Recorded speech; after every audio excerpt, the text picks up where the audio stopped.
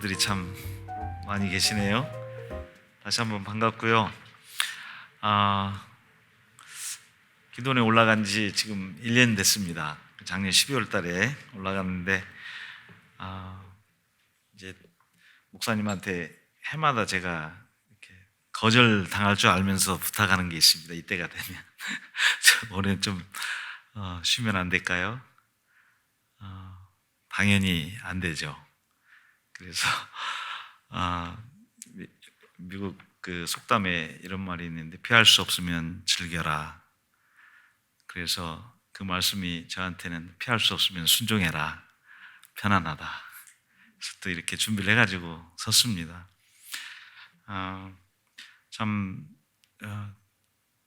한 번도 경험해 보지 못한 일들이 많이 세상에 일어나는 그런 때입니다.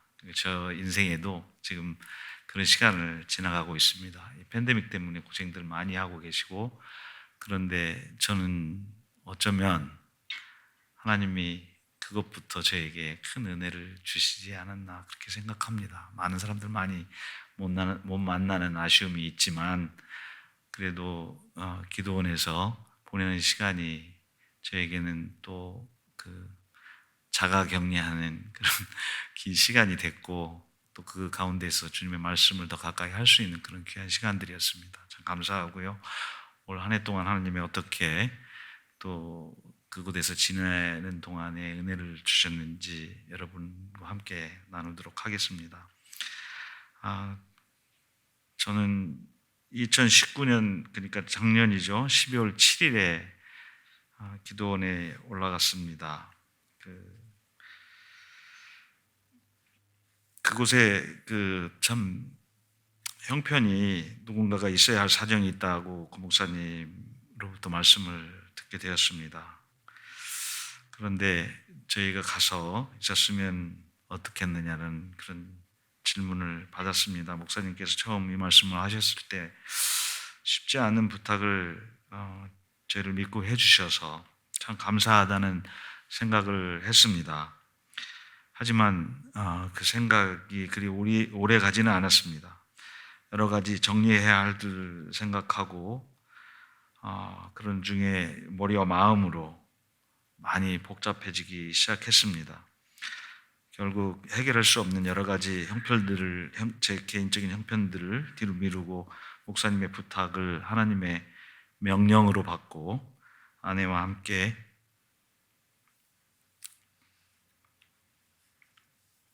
짐을 싸서 올라갔습니다. 처음에 6개월을 계획하고 올라갔지만 벌써 1년이 되었습니다. 저희 며느리가 물어봅니다. 아버님, 언제까지 그곳에 계세요? 그 질문을 받았을 때 저는 당당하게 6개월 정도는 있으면 내려올 거라고 그렇게 말했습니다. 사람이 그 계획을 세워도 그 계획대로 되는 일이 참 많지 않은 것 같습니다. 하나님의 하시는 일의 시종을 사람으로 측량할 수 없게 하셨다는 그 말씀이 경험되는 그 진리의 말씀이 되었습니다. 주님의 숲에 올라간 지 2개월쯤 후에 약 100여 명이 모이는 복음학교 집회를 준비하는 중에 코비드 19이라고 하는 팬데믹이 찾아왔습니다. 그리고 봄, 여름, 가을, 그리고 겨울이 이렇게 본격적으로 시작되는 이제 12월이 또 되었고, 어느새 말씀드린 것 같이 1년이라는 세월이 정말 쏜살같이 지나간 것 같습니다.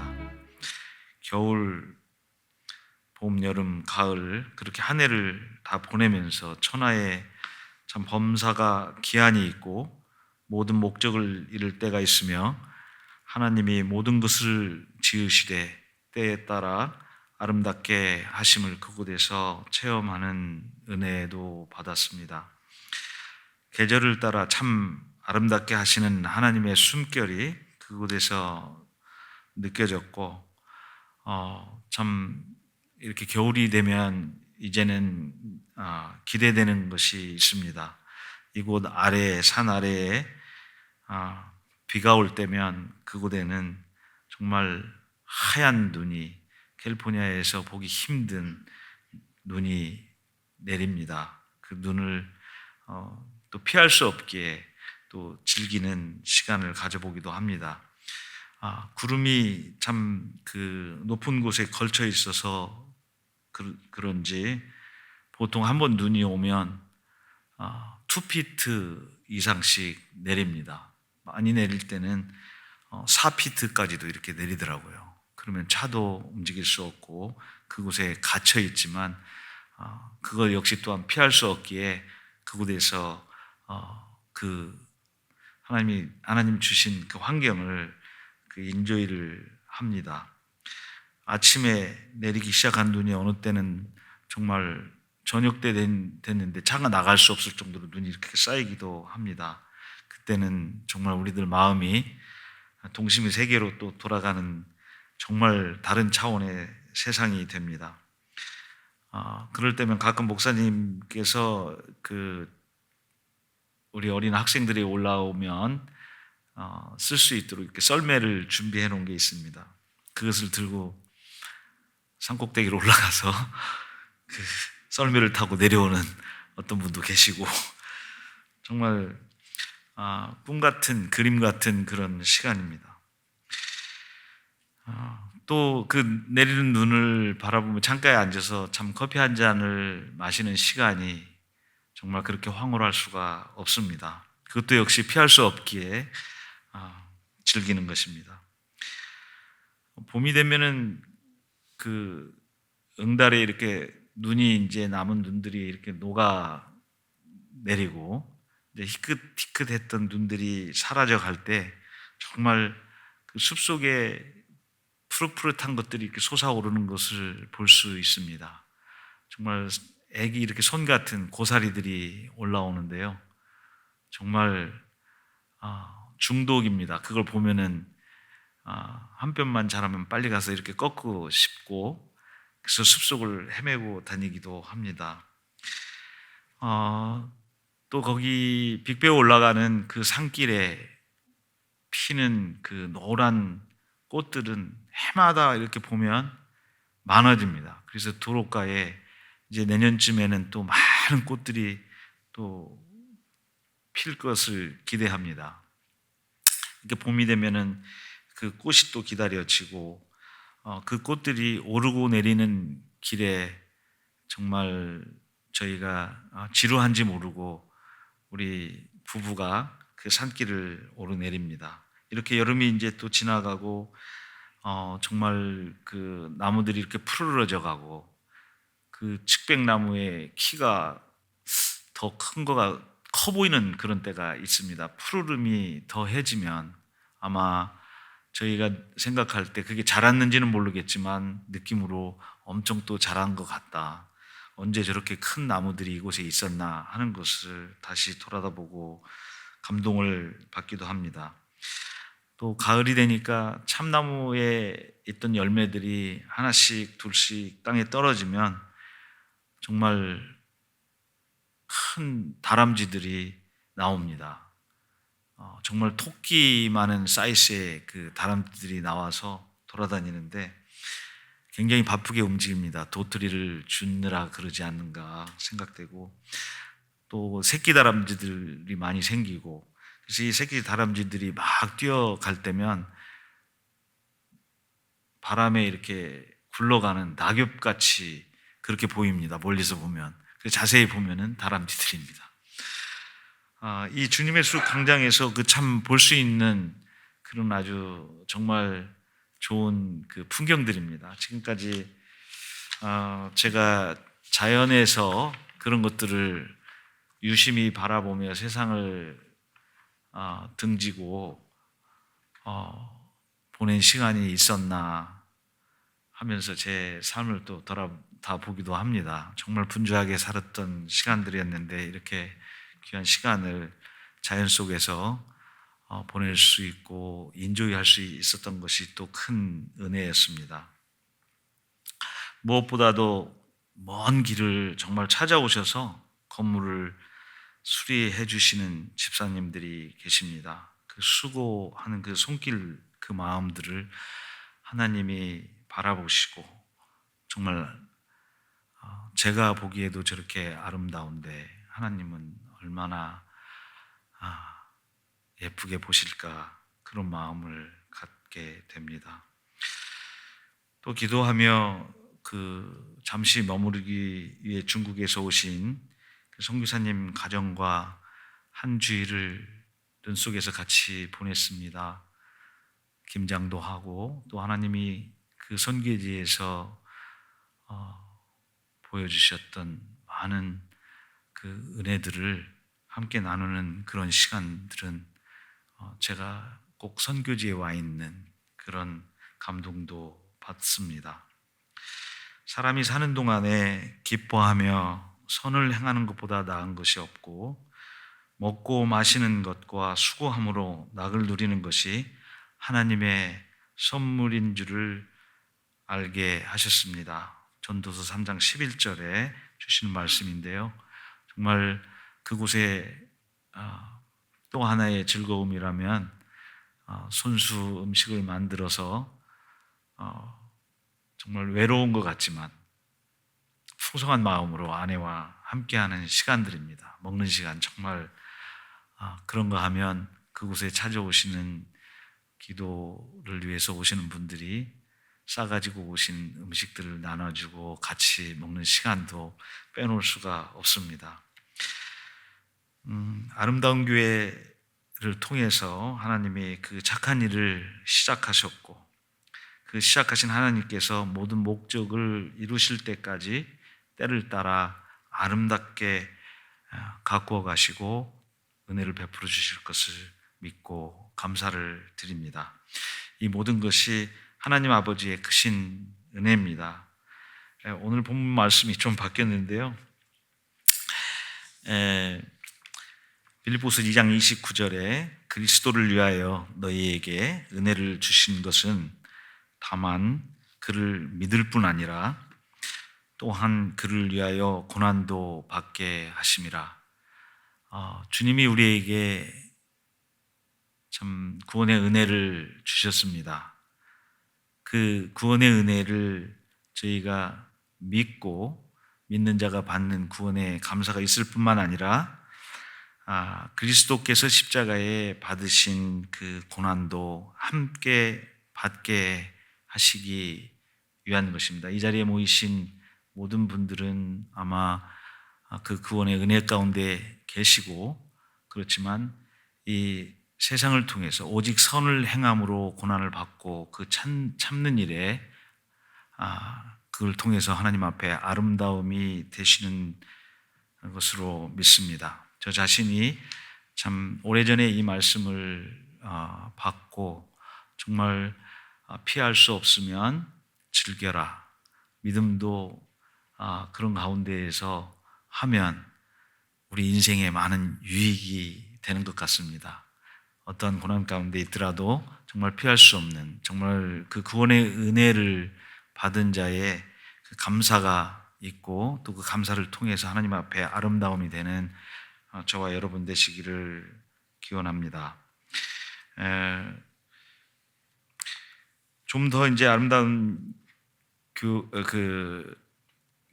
기도원의 이제 저의 개인적인 삶을 좀 나눌까 합니다.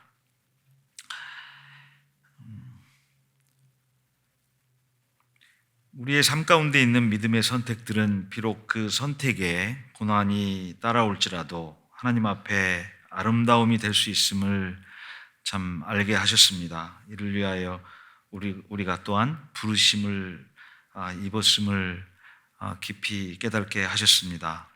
저희 부부는 그 6번 방이라고 하는 6번 캐빈을 숙소로 정하여서 그곳에 기거하고 있습니다. 그 방은 아름다운 교회 간증집에 김혜랑 집사님의 글로 잘 소개가 되어 있는 6번 방의 기적이라는 이름으로 더욱 잘 알려져 있습니다.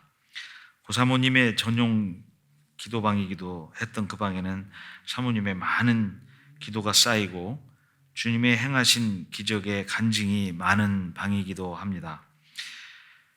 마지막으로 주님의 숲 6번 방에 있었던 일 하나를 소개하고 말씀을 마치도록 하겠습니다. 지난 2월 그날은 참 날씨가 많이 추운 날이었습니다. 기온이 한 17도, 18도까지 떨어지는 그런 날이었습니다. 새벽 3시쯤 되었습니다.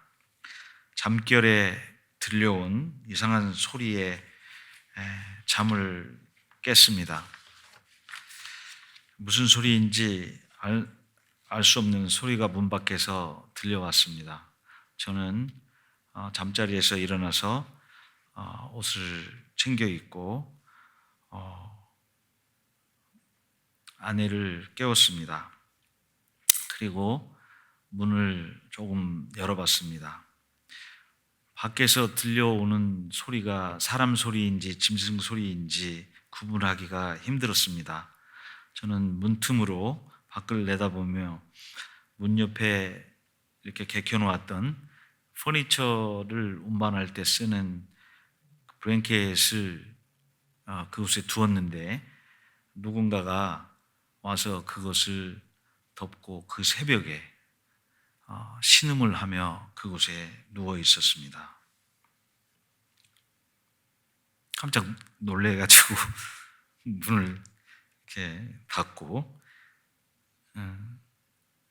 김현신 집사에게 이렇게 얘기했습니다. 사람인 것 같은데 담요를 뒤집어 쓰고 있어서 알 수가 없는데 여자인지 남자인지도 모르겠고 신음을 하고 저러고 있는데 어떻게 하지? 아직 잠결에 정신도 들지 않았는데 깜짝 놀랄 수밖에 없었습니다. 우리는 잠시 침대에 걸터 앉아 기도를 하고 일단 이 추위에 저렇게 밖에 두었다가 큰일이라도 나면 어떻게 하지 하는 생각이 들었습니다. 하지만 그 공간이 공간인지라 선뜻 어떻게 해야 될지 방법을 찾지 못했습니다. 그러나 기도 중에 더 이상 다른 생각할 겨를이 없다라는 그런 마음이 들었습니다. 일단 아내와 나는 밖에서 신음하고 있는 사람을 깨우고 안으로 들어오게 했습니다.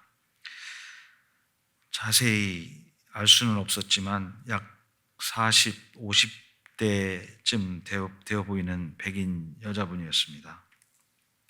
행색을 보니 오랫동안 밖에서 생활한 듯한 아주 남루해 보이는 차림이었습니다. 가진 것도 아무것도 없었습니다.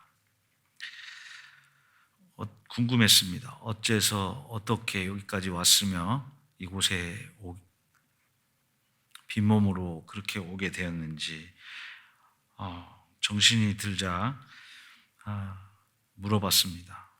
근데 대답은 엉뚱했습니다. 알아들을 수 없는 말로 답변을 해왔고 어떤 사람이 자기를 인도해서 여기다 데려다 줬다라고 그렇게만 얘기를 합니다. 그리고 따뜻한 물 한 잔을 준비를 해서 갖다 주고 김현신 집사는 이 여자분에게 더운 물로 샤워를 하게 한 후 자기의 속옷을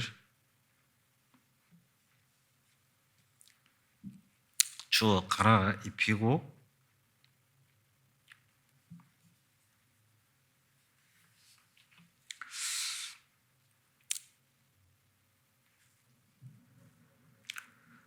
그 작은 침대에서 잠을 잘 수 있도록 잘 돌봐 주었습니다.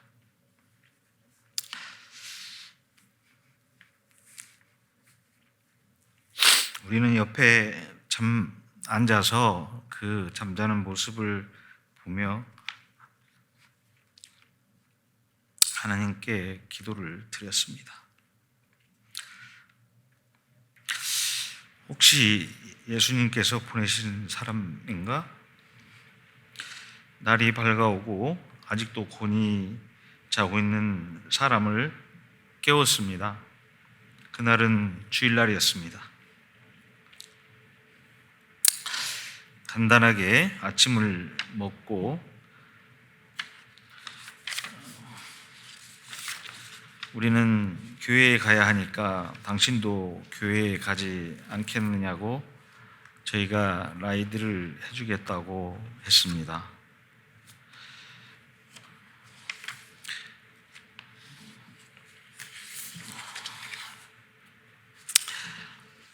김효진 집사는 자기의 겨울 코트와 또